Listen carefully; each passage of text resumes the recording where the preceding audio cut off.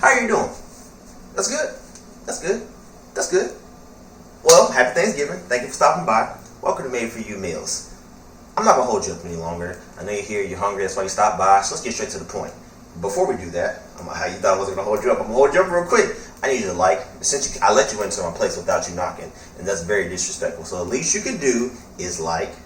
Then, since you're about to get some of this food, you could comment. And because it's going to be so delicious, you'll subscribe. You see how it all connects? You know, you get your first, your second, and then dessert. That's what it's like. Like, comment, and subscribe for me, please. But now get to the point. The menu today. So, on today's menu, it is Thanksgiving. But with everything going on, things aren't as traditional as we expect them to be. So, I kind of wanted to twist it up. So, we have beef ragu, lemon pepper chicken, cornbread dressing, cabbage and kale, French onion mashed potatoes with a little chicken gravy on top. For dessert, hope we can't forget about dessert. You already know how I get with that dessert, baby. I've been practicing. If you follow me on Instagram at madeforyou_01, link in the description, you'll see the pictures. Pound cake, lemon pound cake, cinnamon vanilla pound cake, chocolate chip pound cake. That's it. I got you again. Almond butter whipped pie. And that's it. I promise you that's really it. No, seriously, really. You don't believe me? You really don't believe me? Man, let's get to the video then.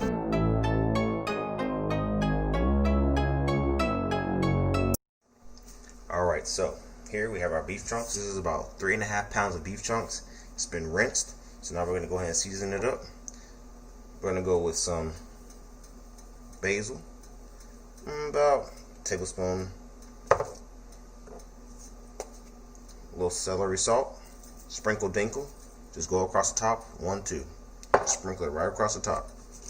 Another sprinkle dinkle of some seasoned salt. We're going to go 2 passes. Actually, we're going to do 4. Actually, 5, 6. There we go.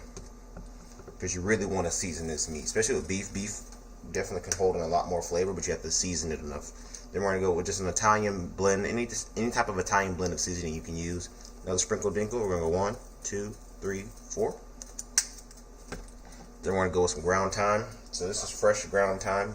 Be careful using ground thyme because especially if you use fresh ground thyme, it's going to be a lot stronger. So you want to be very, very careful how much you use. So I'm actually going to measure this out.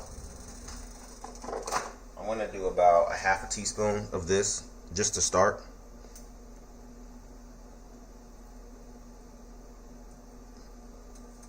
Because like I said, ground thyme is a very, very strong seasoning. Well, herb. Then we're going to go with some garlic powder. Sprinkle dinkle. We're going 1, 2, 3, 4. A little bit of 5. Honestly, it's all eyeballing it. You want to just honestly coat the top and just be aware, like, okay, this is 3 pounds of beef. This beef is very thick, so I need to season it a little extra than I would normally season things. Like chicken, you don't have to season as much. It's going to hold in a lot more flavor. And it's going to penetrate a lot easier. And then the pepper, just going to really coat the top of it with pepper. It wasn't coming out that well, but you really want to just coat the top of it with the pepper. Then we're going to go with some chili powder. Same thing. We're going to sprinkle that across the top. 1, 2, 3, 4. Do 4 passes. And then, what else? What else? And then onion powder.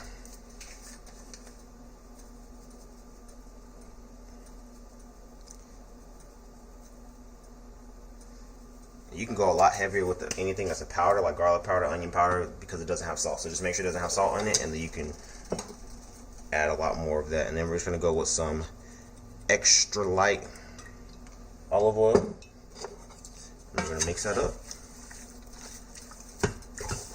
Normally I use my hands, but I don't have my black gloves, and the other gloves make a lot of noise. So, and like I can already look at this now and tell that it's not seasoned enough, based on how I like it. So we're going to go ahead and add a little bit more seasoning to it. And that's why it's hard to give exact measurements a lot of time, because everybody's flavor palette is different. I like a lot of seasoning on my food, but I also want to taste the meat and everything, or taste what I'm eating. I don't want it to just be all seasoning. And I know I forgot that one thing particular that's going to bring it all together, actually. some adobo seasoning. I use this in pretty much everything. I love adobo seasoning. 1, 2, 3, 4. As you can see, it was a hefty 1, 2, 3, 4. Now this looks good. The seasoning looks good on this. Once you see the color of the meat start to change a little bit, then you really can say, okay, I got enough seasoning in here. Alright, now it's time for our beef ragu. So we have our beef chunks in here. We're going to add a little bit more oil on the sides to get it to the bottom. We're going to add some minced garlic. Just about maybe a half a tablespoon. Actually, just put a tablespoon in there. If you like a lot of garlic, put a lot of garlic. If you don't, then don't. It's up to you. You decide.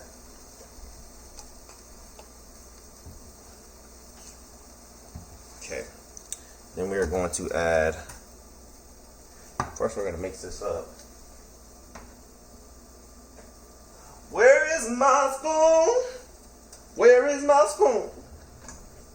I said, where is my spoon? I'm just have to use this for now. Alright.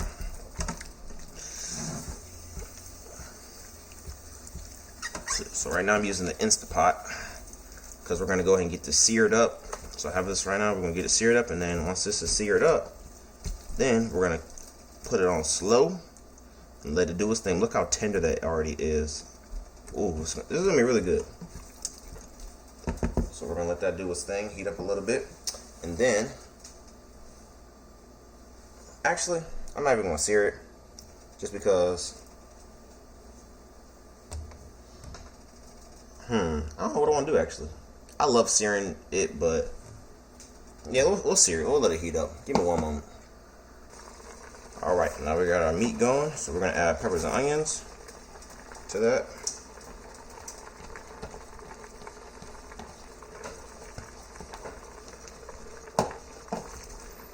And we're going to add crushed tomato, a can of crushed tomatoes.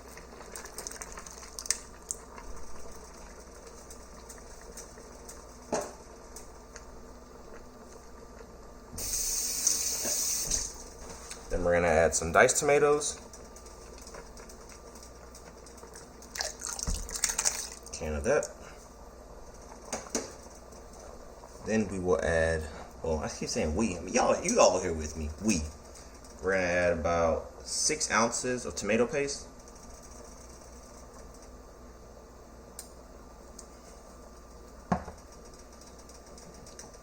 Then some sweet basil, or fresh basil. Basil naturally has a sweet taste to it.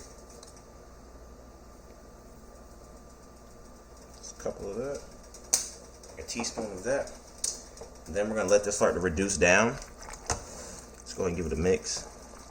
And we're going to let it reduce down before we season this again, so we can see what the natural flavor is going to be. This is the beginning of our ragu. And we don't want this to cook too fast. So once this comes to a boil, or like a heavy simmer, I'm going to reduce the setting from meat and stew to soup/broth. That way it can slow cook.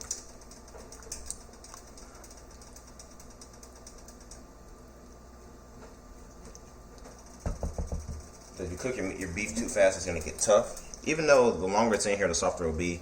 But we want to help that process along. So we're going to let that go. And I'll be back once it gets to the right setting, or temperature, or boil, or vibe, or, you know, atmosphere.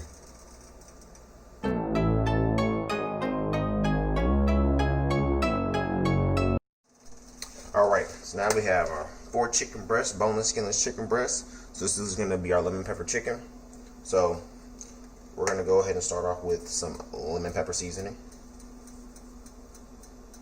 If you don't want to buy some lemon pepper seasoning, I feel like it's the most convenient thing to do. You can just use black pepper and some lemon juice, honestly.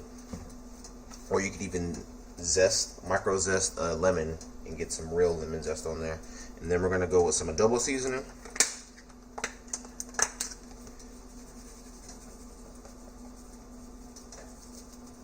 Just going to cover the top just a little bit, evenly.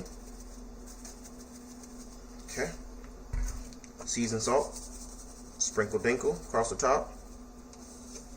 Then we're going to go with some Sazon Paprika. Just a little bit of this. Once again, be cautious of what has salt in it, so that way you're not over salting your food, or your meats, or any food, honestly, whenever you're seasoning things. Then we're going to go with onion powder. Cover the top. Garlic powder.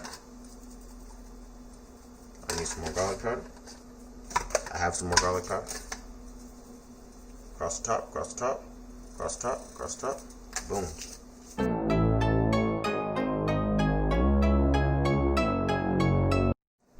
Alright, now it's time for our cornbread dressing. So I already have 2 loaves of cornbread that I made. So we're just going to break it up. This is the exact same pan that I cooked the cornbread in, which is why if you see it's oily, I put some butter in it. That's why the bottom of the cornbread has that crust on it, and that's what you want.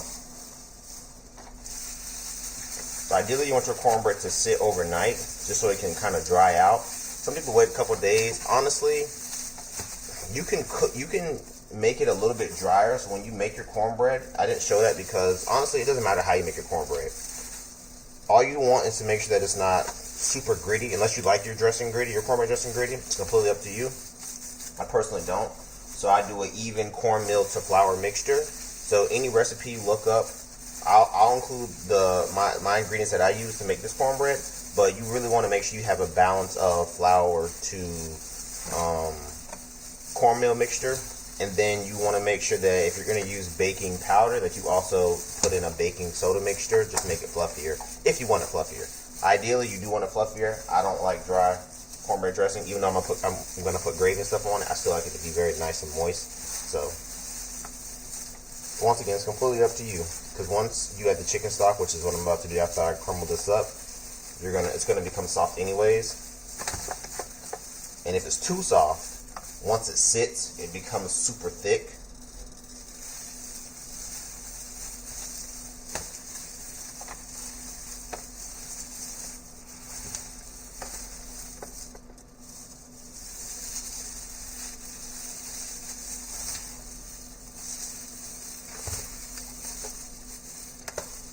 Okay, so this is enough for right now.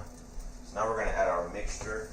So all I'm adding to this is a mixture of chicken stock that I let simmer for about pretty much 4 to 5 hours. Has celery in it, celery pieces in it, carrot pieces in it, and then seasoning. I'll include in the description the ingredients I use to make this mixture. It's pretty easy and straightforward. Once again, that's why I didn't show it, because it's all up to personal taste. This is something that you can season and taste as you go while you're making it. The key, in my opinion, let's get a couple of those pieces of carrots and celery. The key to making really, really good cornbread dressing is, one, your dressing has to have a lot of pepper in it, a lot of black pepper. So if you had some southern cornbread dressing, there's a flavor in there. You're like, what does that taste? It's usually black pepper and thyme. So those are 2 things. Oh, and basil. My apologies. Basil or bay leaves. I didn't have bay leaves, so I just used basil. I have a lot of fresh basil, so I just used that. I baked it a little bit to dry it out, and then I included it into this. But honestly, you want to make sure that you have a nice balance of those, because those are 2 key ingredients to having some good, authentic cornbread dressing, in my opinion. This is just everything. All of this is just my opinion. This is the way I do things. If you do it a different way, by all means, do what you got to do. Don't let me tell you anything else. Don't let me tell you otherwise. Cooking is all about finding your path, finding your individuality, finding your niche, and embracing the differences in it. That's how you learn. Now we're just gonna really get this. You could use a potato masher. I don't have one, but you could use that. I like to use my hand. Brings me back in the day. Helping my grandmother, my mom make it.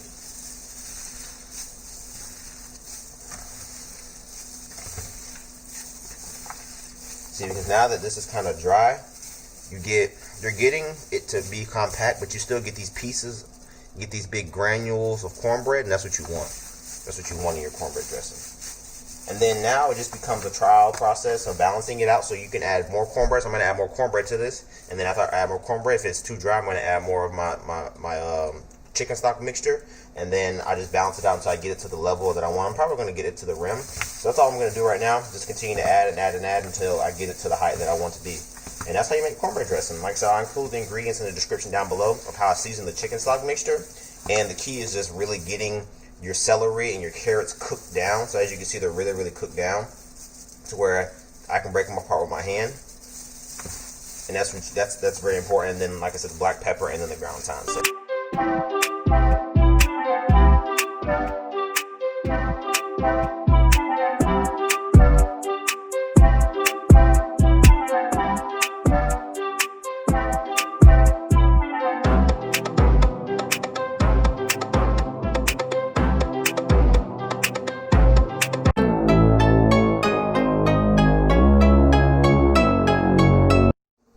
Alright, so now we're about to make our almond butter cream pie.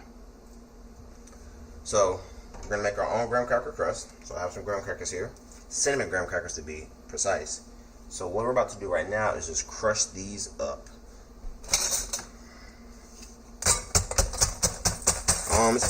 It's very easy to do it if you want to really get it finely ground up. If you want to put it into like a blender and pulse it, or you can put it into a freezer bag, like a Ziploc bag, and just use a rolling pin and roll it out that way. I'm just going to get a rough chop on it real quick, and then I want a little ASMR action also.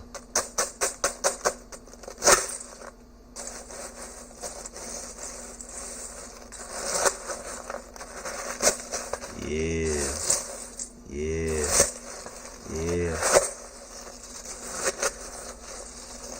Okay, so I'll be right back. Let me go ahead and just get this crushed up a little bit more.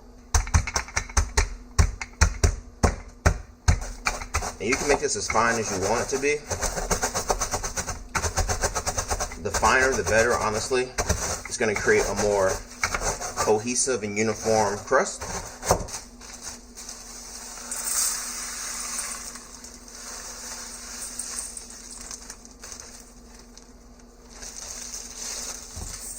That's our graham cracker crust. We're going to add some allspice to it.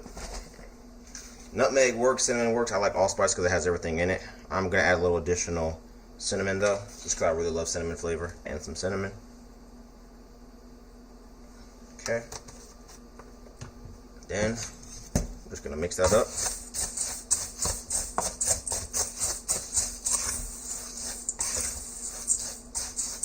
If you want to add a little brown sugar, you can. I'm going to add a little brown sugar to it just because I want to have that molasses flavor in it a little bit. You also could add a little molasses to this if you wanted to. I don't have any, so I won't be adding any, but just maybe like a third of a cup or a fourth of a cup, 1/4 cup of brown sugar. You don't really need to add a lot, honestly.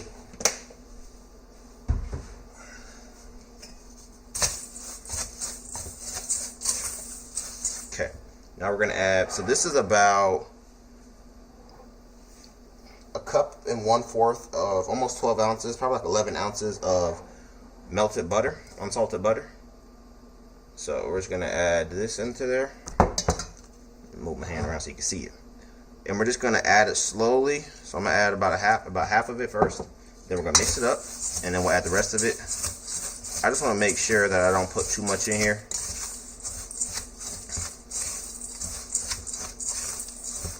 I'll add some more to that. And this is about 3 packs of graham crackers. So depending on how much graham crackers you use is depending on how many you're gonna make, how many pie shells, I guess you would call it, you're gonna make. So, but you want this to kind of be pasty, so you want to add a decent amount. So I actually needed all of it. Yeah. So this is about the consistency that you want it to be.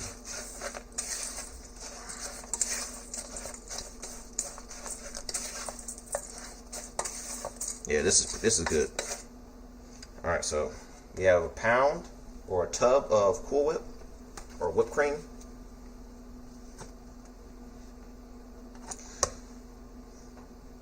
And the cool thing about this dessert is that even if you don't use all the filling, one, it's low in carbs.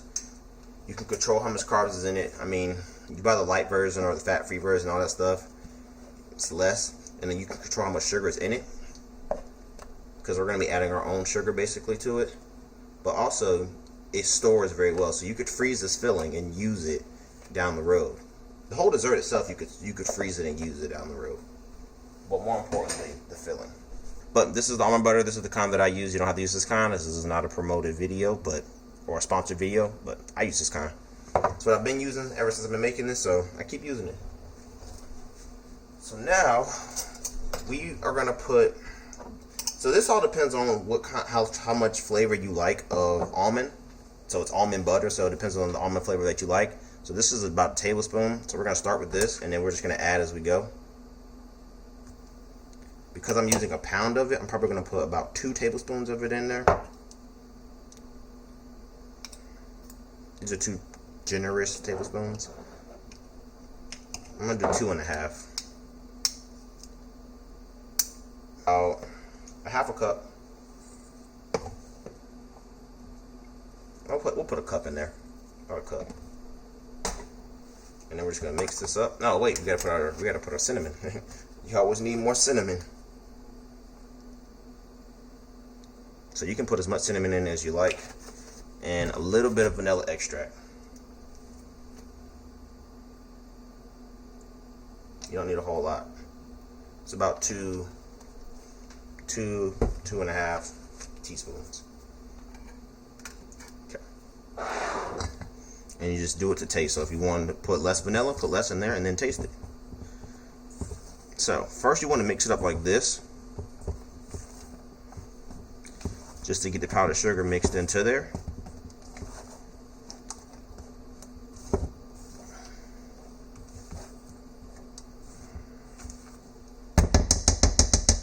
Just to get that all mixed up.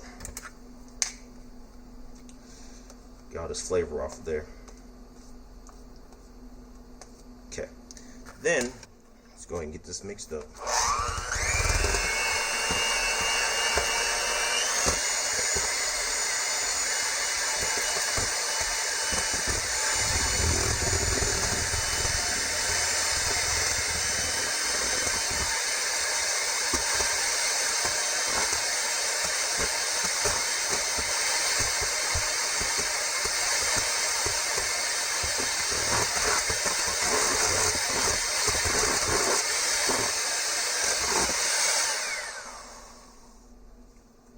You gotta have that technique to get it to spin like that. Alright, and that's it. Let me show you some of this.